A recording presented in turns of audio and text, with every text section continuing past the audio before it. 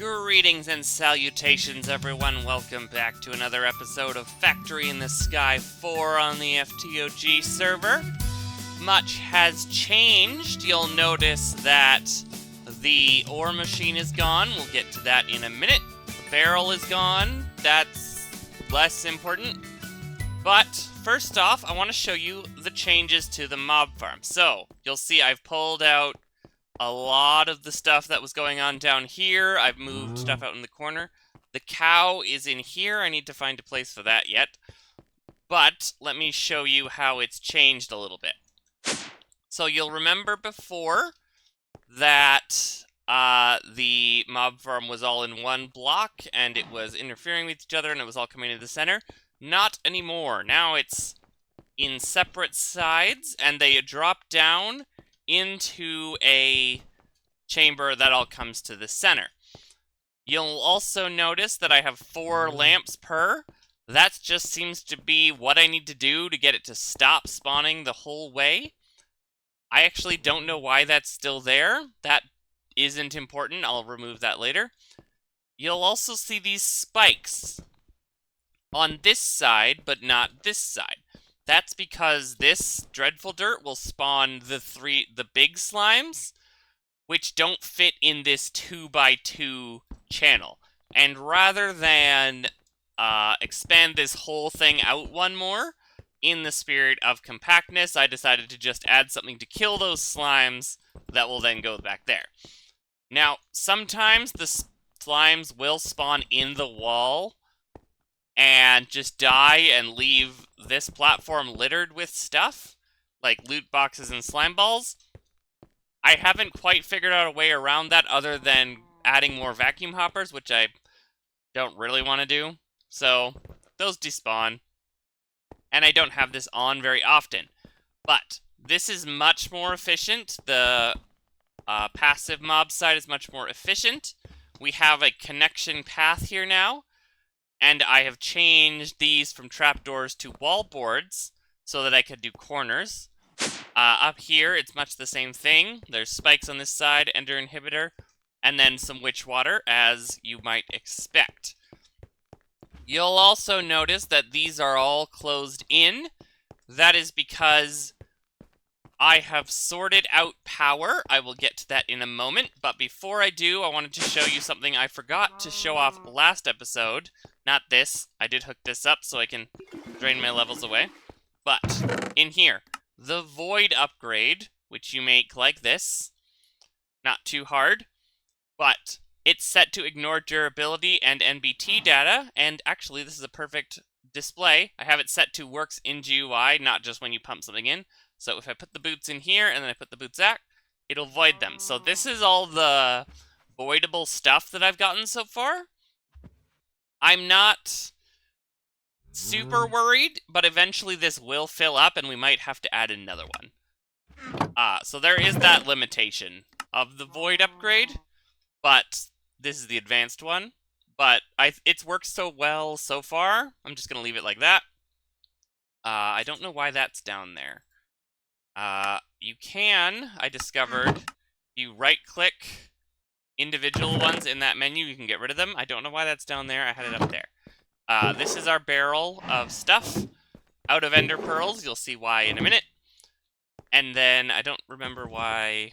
Oh, yeah, that's why that's there. Because I needed to smelt a lot of stuff for something, so I hooked up a actual smelting system here. Cow is in there. Empty chest going into the sag mill. Little spoilers there. Yeah. So let's head over into the first new room. You'll notice, if I go into free cam really, this is not overly compact. And that is because this is for a very specific purpose that cannot be compact. If we look in here, I've claimed and loaded this one chunk because this is where our power is going to live. But as opposed to the last series, where we could just load it and leave it, with a base that's trying to weave in on itself, we need to be very aware of which chunk is loaded so we don't put anything important in there. So I've made this tower, And this is going to be the one loaded chunk in the base, and we need to be very careful what goes over and under it. So that's why it's out a little further, and there's this little weird gap. We will fill all of this in eventually, but I needed to be careful with this chunk, so I bridged out and made it. But, as you can see, I've done a lot of work. In here, we've got our thermogenerators from Powa, the Nitro versions. That was just a lot of crafting. Below it, we have the block of blazing crystals. Each one of these is making... it generates 5,600 per tick, each of them, because they have this 2.6 or 2.9 or whatever temperature block underneath it. We have the energizing orb with some nitro rods, so we can energize stuff real quick. And up here is Flux Networks. So, let me look at the Flux Networks mod here so I can explain a little bit. Very simple mod. We have flux blocks, which are used for crafting. They're flux dust, which is obsidian dust and redstone, and then more flux dust, ender eyes, and obsidian. So nothing too complicated to make. Then we have these flux plugs, which are the energy receivers, like this. So you just plug your power in with the nitro cables there, plug it into the flux plug, and then you make your network. So, how this works. You've created a new network. I don't need to create another one. I already have one. You can pick a color. I picked green, as you can see. And then you just select the network on your device, which I did. And then you have power transfer. There's also a couple other things. There's networks connections, which show you all the connections you have. And you can get statistics on it. It's not using a lot right now, but I have some storage. It's just me on the network right now. Then we have this over here, which is the Flux controller, which enables the wireless charging menu, so I can turn it on. Currently, I am charging just my hotbar, not my main inventory, so we won't be wasting power on any crafted materials in here, like we were in FTB Evolution. Like anytime I would craft a power cell, it would fill up. Not this time. Only the hotbar's charging. And we have the gargantuan flux storage, which is basically just a huge battery. It stores 128 million FE. Each of these has another backup of 40. And we're generating about 16,800 a tick from these three machines. It's very fast. We're sorted on power for a little while. The gargantuan flux network is created with 6 of the Herculean flux storages, which is 6 of the basic flux storages, which is a bunch of flux blocks and glass. So basically, it was a ridiculous amount of dusted obsidian, non-dusted obsidian, and redstone. So I have that. We have it flux plug there. We have it coming out into the sag mill that I use to make the obsidian dust. And it's going into something else that I will show you in a minute. But moving over, I figured I needed to build a storage room, and then it occurred to me that we have refined storage in this mod pack, which is less than difficult. So if we look at the disk drive, it's quartz enriched iron, quartz and iron. The processors are just redstone, some melted sand, or I used the other silicon, I believe. I used one that you basically melt glass to make it, or you melt sand in a furnace, or no, that's what it is. You smelt quartz, which I can get easily now. I will show you that in a minute. But yeah, it's basically just that stuff. It's iron, super easy. So I figured, hey, why not just jump straight to refined storage? Why bother building a storage room that I'm just going to replace pretty quickly anyway? And I made a 256K storage disk, and all that stuff we had collected previously in the mod pack, 1%. Barely. So we're good on storage for probably the rest of the pack, unless I get some crazy factories going, but we're probably okay. Have that connected to a flex point, because I didn't want to run the power cables down. I think that's all of that. And looking at this, I want to say, I've done this all before. If you want to see other stuff, or want to see this stuff, go watch the other series, because... Interesting. I wonder why that's generating right now. Probably this. But yeah. It gets to a point when you play enough mod packs that power and storage are something you need in every pack, regardless of the theme or the whatever. This is the on-screen, or the off-screen caving of modded Minecraft at this point. It's power and storage. And there's just some options, like these thermal generators, that are just leagues above everything else. So I figured, hey, let's get that out of the way at the beginning so we can get into the cool stuff. Speaking of the cool stuff, I mentioned before that the ore processing machine and the sifting, hammering, whatever machine is gone. And in its place, sort of, is this elevator. Now, before I head up this elevator, let me preface this by, those of you who have basically been here since the beginning will remember in, I think it was episode 3 of Ozone Skyblock Reborn, the first series that happened on this channel, I built a machine that sifted and hammered gravel, sand, and dust. Well, that machine has come back stronger after it got lost to the void in that series. It is come back, it's gotten a makeover, it went to the gym, and now we have this machine. And this also, I can come out here. We have this machine now.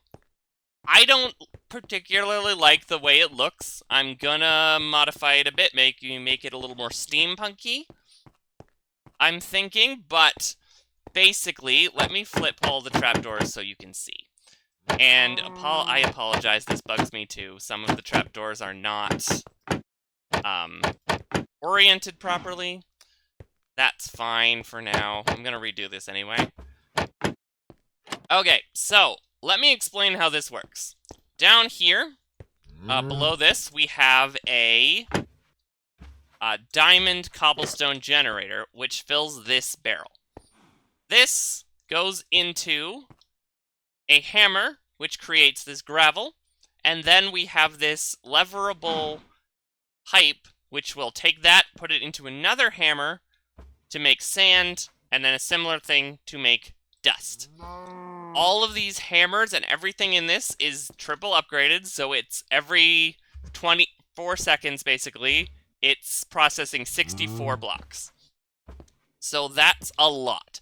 And then, up above this, and also this barrel, we have things which goes up to a hammer and into this barrel. And then there's a line up here with levers on it that all lead into this sieve.